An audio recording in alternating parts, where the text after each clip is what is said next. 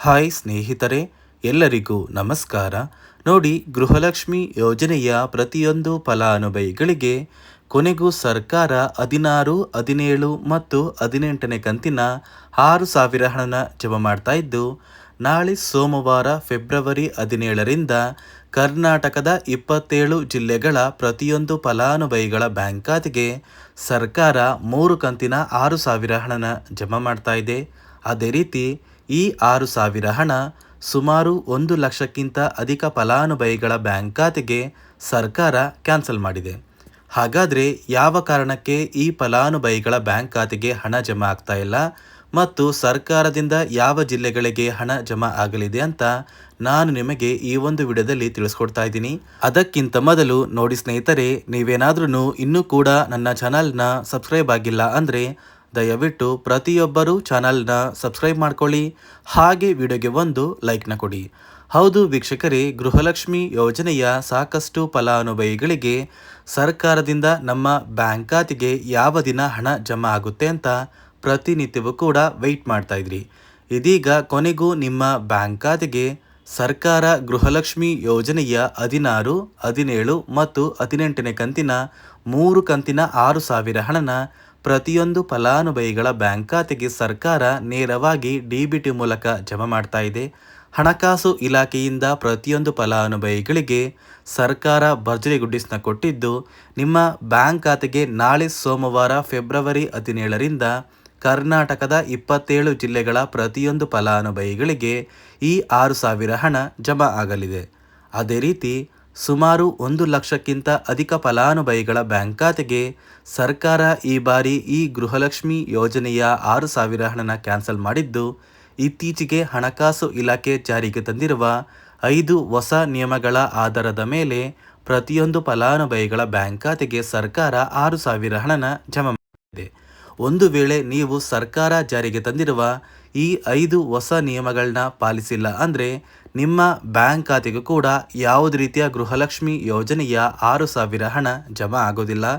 ಹಾಗಾದರೆ ಬನ್ನಿ ಸ್ನೇಹಿತರೆ, ಸರ್ಕಾರ ಜಾರಿಗೆ ತಂದಿರುವ 5 ಹೊಸ ನಿಯಮಗಳು ಏನು ಅಂತ ಕೂಡ ತಿಳ್ಕೊಳ್ಳೋಣ.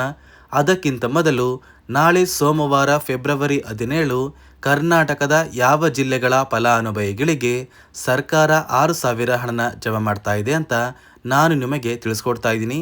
ನೋಡಿ ಸ್ನೇಹಿತರೆ, ಮೊದಲಿಗೆ ಬಾಗಲಕೋಟೆ, ಬೆಳಗಾವಿ, ವಿಜಯಪುರ, ಬೆಂಗಳೂರು ನಗರ, ಬೆಂಗಳೂರು ಗ್ರಾಮಾಂತರ, ರಾಮನಗರ, ಧಾರವಾಡ, ಗದಗ, ಹಾವೇರಿ, ಚಿಕ್ಕಬಳ್ಳಾಪುರ, ಚಿತ್ರದುರ್ಗ, ದಾವಣಗೆರೆ, ಉತ್ತರ ಕನ್ನಡ, ಕೋಲಾರ, ಶಿವಮೊಗ್ಗ, ತುಮಕೂರು, ಬಳ್ಳಾರಿ, ಚಾಮರಾಜನಗರ, ಬೀದರ್, ಚಿಕ್ಕಮಗಳೂರು, ಕಲಬುರಗಿ, ದಕ್ಷಿಣ ಕನ್ನಡ, ಕೊಪ್ಪಳ, ಹಾಸನ, ರಾಯಚೂರು, ಯಾದಗಿರಿ, ವಿಜಯನಗರ, ಕೊಡಗು, ಮಂಡ್ಯ, ಮೈಸೂರು ಮತ್ತು ಉಡುಪಿ ಈ 27 ಜಿಲ್ಲೆಗಳ ಪ್ರತಿಯೊಂದು ಫಲಾನುಭವಿಗಳ ಬ್ಯಾಂಕ್ ಖಾತೆಗೆ ಸರ್ಕಾರ ನಾಳೆ ಸೋಮವಾರ ಫೆಬ್ರವರಿ 17ರಿಂದ ಗೃಹಲಕ್ಷ್ಮಿ ಯೋಜನೆಯ ಒಟ್ಟು 3 ಕಂತಿನ 6,000 ಹಣ ಅಂದರೆ 16, 17 ಮತ್ತು 18ನೇ ಕಂತಿನ 6,000 ಹಣನ ಜಮಾ ಮಾಡ್ತಾ ಇದೆ. ಯಾರೆಲ್ಲ ಫಲಾನುಭವಿಗಳು 16ನೇ ಕಂತಿನ ಹಣಕ್ಕಾಗಿ ವೆಯ್ಟ್ ಮಾಡ್ತಾ ಇದ್ರಿ, ಹಣಕಾಸು ಇಲಾಖೆಯಿಂದ ಪ್ರತಿಯೊಬ್ಬರಿಗೂ ಕೂಡ ಭರ್ಜರಿ ಗುಡ್ಡಿಸ್ ಅಂತಲೇ ಹೇಳ್ಬೋದು. ಒಟ್ಟು 3 ಕಂತಿನ 6,000 ಹಣ ನಿಮ್ಮ ಬ್ಯಾಂಕ್ ಖಾತೆಗೆ ಜಮಾ ಆಗ್ತಾ ಇದೆ.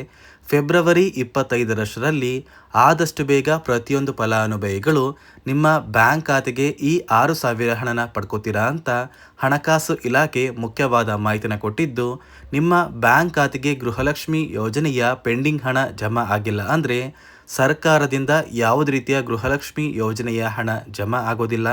ಒಟ್ಟಿಗೆ 15 ಕಂತಿನ ಹಣ ನಿಮ್ಮ ಬ್ಯಾಂಕ್ ಖಾತೆಗೆ ಬಂದಿದ್ರೆ ಮಾತ್ರ ಸರ್ಕಾರದಿಂದ ಈ 6,000 ಹಣನ ನಿಮ್ಮ ಬ್ಯಾಂಕ್ ಖಾತೆಗೆ ಜಮಾ ಮಾಡ್ತಾರೆ. ಅದೇ ರೀತಿ ಸುಮಾರು 1,23,000 ಫಲಾನುಭವಿಗಳ ಬ್ಯಾಂಕ್ ಖಾತೆಗೆ ಸರ್ಕಾರ ಈ ಬಾರಿ ಈ 6,000 ಹಣನ ಜಮಾ ಮಾಡ್ತಾ ಇಲ್ಲ. ಸರ್ಕಾರ ಗೃಹಲಕ್ಷ್ಮಿ ಯೋಜನೆಯ 16ನೇ ಕಂತಿನ ಹಣಕ್ಕಾಗಿ ಪ್ರತಿಯೊಂದು ಫಲಾನುಭವಿಗಳ ಒಂದು ದಾಖಲಾತಿಗಳನ್ನ ಮರು ಪರಿಶೀಲನೆ ಮಾಡುವಂತಹ ಸಂದರ್ಭದಲ್ಲಿ ಸಾಕಷ್ಟು ಫಲಾನುಭವಿಗಳಿಗೆ ಸರ್ಕಾರ ಇತ್ತೀಚೆಗೆ ಜಾರಿಗೆ ತಂದಿರುವ 5 ಹೊಸ ನಿಯಮದ ಆಧಾರದ ಮೇಲೆ ಅವರ ಬ್ಯಾಂಕ್ ಖಾತೆಗೆ ಯಾವುದೇ ರೀತಿಯ ಗೃಹಲಕ್ಷ್ಮಿ ಯೋಜನೆಯ ಹಣನ ಜಮಾ ಮಾಡೋದಕ್ಕೆ ಆಗೋದಿಲ್ಲ ಅಂತ ತಿಳಿದು ಬಂದಿದ್ದು, ಸುಮಾರು 1,23,000 ಫಲಾನುಭವಿಗಳ ಒಂದು ಗೃಹಲಕ್ಷ್ಮಿ ಯೋಜನೆಯ ಹಣ ಸರ್ಕಾರ ಕ್ಯಾನ್ಸಲ್ ಮಾಡಿದೆ. ಹಾಗಾದರೆ ಬನ್ನಿ ಸ್ನೇಹಿತರೆ, ಸರ್ಕಾರ ಜಾರಿಗೆ ತಂದಿರುವ 5 ಹೊಸ ನಿಯಮಗಳು ಏನು ಅಂತ ನಾನು ನಿಮಗೆ ತಿಳಿಸ್ಕೊಡ್ತಾ ಇದ್ದೀನಿ. ನೋಡಿ ಸ್ನೇಹಿತರೆ, ಮೊದಲನೆಯ ಒಂದು ನಿಯಮ ಬಂದು ಗೃಹಲಕ್ಷ್ಮಿ ಯೋಜನೆಯ ಪ್ರತಿಯೊಂದು ಫಲಾನುಭವಿಗಳು ಯಾರೆಲ್ಲ ಇದ್ದೀರಾ, ನಿಮ್ಮ ಮನೆಯ ಪ್ರತಿಯೊಂದು ಸದಸ್ಯರ ಆಧಾರ್ ಕಾರ್ಡ್ನ ನಿಮ್ಮ ಬಳಿ ಇರುವಂತಹ ಒಂದು ರೇಷನ್ ಕಾರ್ಡಿಗೆ ಕಡ್ಡಾಯವಾಗಿ ಲಿಂಕ್ ಮಾಡಿಸ್ಬೇಕು. ಈ ಒಂದು ನಿಮ್ಮ ಆಧಾರ್ ಕಾರ್ಡ್ನ ಲಿಂಕ್ ಮಾಡಿಸೋದಕ್ಕೆ KYC ಅಂತ ಕರೀತಾರೆ. ಸಾಕಷ್ಟು ಫಲಾನುಭವಿಗಳ ಒಂದು ರೇಷನ್ ಕಾರ್ಡಿಗೆ KYC ಪೆಂಡಿಂಗ್ ಇದೆ. ಅದೇ ಒಂದು ಕಾರಣಕ್ಕೆ ಸರ್ಕಾರ ಈ ಬಾರಿ ಈ 5 ಹೊಸ ನಿಯಮಗಳನ್ನ ಜಾರಿಗೆ ತಂದಿದೆ. ಅದೇ ರೀತಿ ಎರಡನೆಯ ಒಂದು ನಿಯಮ ಬಂದು ಸಾಕಷ್ಟು ಫಲಾನುಭವಿಗಳ ಒಂದು ಆಧಾರ್ ಕಾರ್ಡ್ ಏನಿದೆ, ಆ ಒಂದು ಆಧಾರ್ ಕಾರ್ಡ್ 15 ವರ್ಷ ಅಥವಾ 15 ವರ್ಷಕ್ಕಿಂತ ಹೆಚ್ಚು ಹಳೆಯ ಆಧಾರ್ ಕಾರ್ಡ್ ಆಗಿದೆ.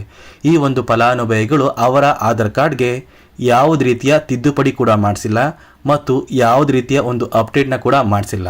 ಅದೇ ಒಂದು ಕಾರಣಕ್ಕೆ ನಿಮ್ಮ ಆಧಾರ್ ಕಾರ್ಡ್ನ ನೀವು ತಿದ್ದುಪಡಿ ಮಾಡಿಸಿಲ್ಲ ಅಂದರೆ ನಿಮ್ಮ ಬ್ಯಾಂಕ್ ಖಾತೆಗೆ 2,000 ಹಣ ಜಮಾ ಆಗ್ತಾ ಇಲ್ಲ. ಮತ್ತೆ ಸ್ನೇಹಿತರೆ, ಸರ್ಕಾರ 16ನೇ ಕಂತಿನ ಹಣನ ಜಮಾ ಮಾಡುವ ಮುಂಚೆ ಪ್ರತಿಯೊಂದು ಫಲಾನುಭವಿಗಳ ಒಂದು ದಾಖಲಾತಿಗಳನ್ನ ಮರುಪರಿಶೀಲನೆ ಮಾಡಿದ್ದಾರೆ. ಈ ಒಂದು ಸಂದರ್ಭದಲ್ಲಿ ಫಲಾನುಭವಿಗಳು ಸರ್ಕಾರಕ್ಕೆ ತೆರಿಗೆನ ಕಟ್ತಾ ಇರೋದು ತಿಳಿದು ಬಂದಿದೆ. ಅದೇ ರೀತಿ 4ನೆಯ ಒಂದು ನಿಯಮ ಬಂದು ಸರ್ಕಾರದಿಂದ ಬರುವಂತಹ ಒಂದು ರೇಷನ್ನ ಕಳೆದ 3 ತಿಂಗಳಿಂದ ನೀವು ಪಡ್ಕೊಂಡಿಲ್ಲ ಅಂದರೆ ನಿಮ್ಮ ಬ್ಯಾಂಕ್ ಖಾತೆಗೆ ಗೃಹಲಕ್ಷ್ಮಿ ಯೋಜನೆಯ ಹಣ ಜಮಾ ಆಗೋದಿಲ್ಲ.